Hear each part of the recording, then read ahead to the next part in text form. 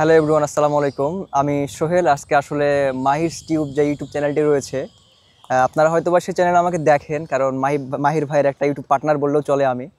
তো অনেক দিন হয়ে গেল যে রাজশাহীর যেই পর্দা গার্ডেন রয়েছে, একটা সময় কিন্তু আসলে এই পর্দা গার্ডেন এত পরিমাণ জনপ্রিয় ছিল। আপনারা এই স্ক্রিনে যা দেখতে পাচ্ছেন, যেগুলো কিন্তু পদ্মার সেই পাড়। আর এই পাড়গুলোতে যখন রাজশাহী শহরে কোনো বাহির থেকে কোনো লোক আসতো বা স্টুডেন্ট লাইফে যখন পড়াশোনা করতো, তখন কিন্তু আড্ডার একটা মুহূর্ত ছিল বললে চলে যে এই পর্দা গার্ডেনকে ঘিরে। তো কালের বিবর্তনে আজকে কিন্তু রাজশাহী শহরে শুধু যে পর্দা গার্ডেন এমনটা না, কিন্তু আসলে রাজশাহী শহরে বেশ কিছু কিন্তু ট্যুরিস্ট প্লেস তৈরি হয়েছে। তো যতই ট্যুরিস্ট প্লেস তো এগুলো তৈরি হোক না কেন, পর্দা গার্ডেনের সেই ব্র্যান্ড ভ্যালু কিন্তু আজও রয়ে গেছে। আর আগে কিন্তু এই চরটা ছিল আরও বেশ দূর অবধি। তো বর্তমানে যে একটা বন্যা হলো, একটা বিশাল বড় বন্যা হয়েছে সারা দেশব্যাপী, তো রাজশাহী শহর তার বাইরে নয়। তো এই বন্যাতে হয় কি, যে প্রচুর স্রোত ছিল। আসলে এই স্রোতগুলো থাকার কারণে যে পাড়গুলো দেখছেন, এগুলো কিন্তু ধুসে ধুসে পদ্মাতে চলে গেছে। আর এখানে আসলে একটা কথা কি, যে যারা এখানে আসে ম্যাক্সিমাম লোকই কিন্তু আসলে নৌকায় উঠে।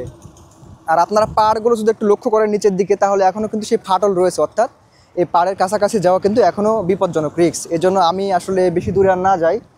তো সামনে দেখতে পাচ্ছেন যে কী পরিমাণে এগুলো ফাটল, আসলে এগুলো কিন্তু যে কোনো মুহূর্তে ধসে পড়তে পারে। এই জন্য আপনাদের অবশ্যই সতর্কতা সহিত এখানে আসতে হবে এবং থাকতে হবে।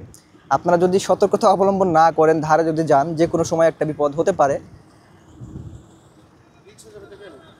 তো আমার সামনে আপনারা নদীতে দেখছেন যে দুইটা কিন্তু একদম নৌকা, যেগুলো নৌকা আসলে ঘুরে বিনোদনের জন্য, যেগুলো নৌকাতে কিন্তু দর্শনার্থীরা এসে ঘুরতে ঘুরতে আসলে এই পাশ থেকে ওই পাশে চলে যায়।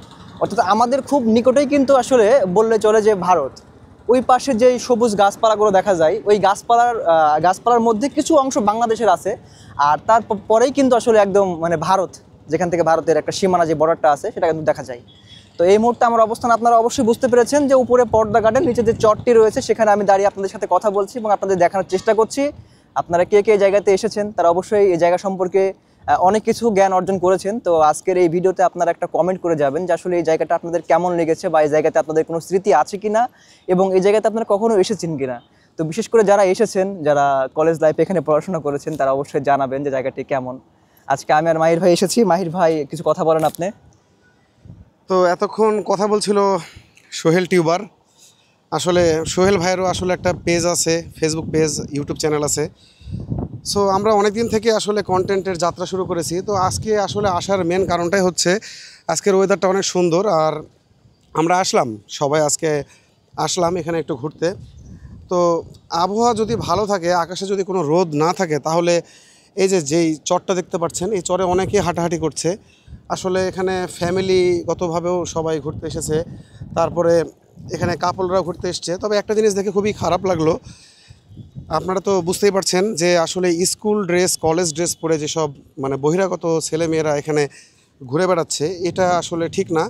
কারণ প্রত্যেকটা মানে ঘোরাঘুরির প্লেসে সবাই আসতে পারবে, তবে কেউ যদি সিভিল ড্রেসে আসে তাহলে এটা কোনো প্রবলেম না। তবে এই স্কুল ড্রেস, কলেজ ড্রেসে যদি কেউ আসে, এই জিনিসটা আমার কাছে খুব খারাপ লেগেছে। যা আসলে বলার কিছু নাই, এখন কি আর বলবো। তারপরেও এখানে আমরা ঘুরছি, আমাদের ভালোই লাগছে। এখন দেখি একটু, এটা পদ্মা গার্ডেনে আছি, পদ্মা গার্ডেন থেকে আসলে ভিডিও করছিলাম। সো দেখতে পাচ্ছেন এখানে কেমন বাতাস হচ্ছে, চুলের অবস্থা খুবই খারাপ হয়ে গেছে। সো এখন একটু সামনের দিকে যাব, মুক্তমঞ্চের যে চরটা সেই দিকে যাব। রাস্তাগুলো দেখেন কত সুন্দর, যেখানে গাছগাছালির ভিতর দিয়ে আমরা আসলে হাঁটতে হাঁটতে যাচ্ছি। দেখতে পাচ্ছেন দূরে কাপড়রা হাঁটাহাঁটি করছে, ঘুরে বেড়াচ্ছে। ক্যামেরা ধরা দেখে সাংবাদিক মনে করেছে কিনা জানি না, তো আমাদেরকে দেখে পালিয়ে গেল অনেকগুলা জোড়া। তো রাজশাহী থেকে যদি কেউ দেখে থাকেন, অবশ্যই জানাবেন যে এই নতুনভাবে এই বন্যা হওয়ার পরে যে চরটা পড়লো আমাদের এই রাজশাহী শহরে, এখানে বর্তমানে এখন কি ঘুরতে এসছেন।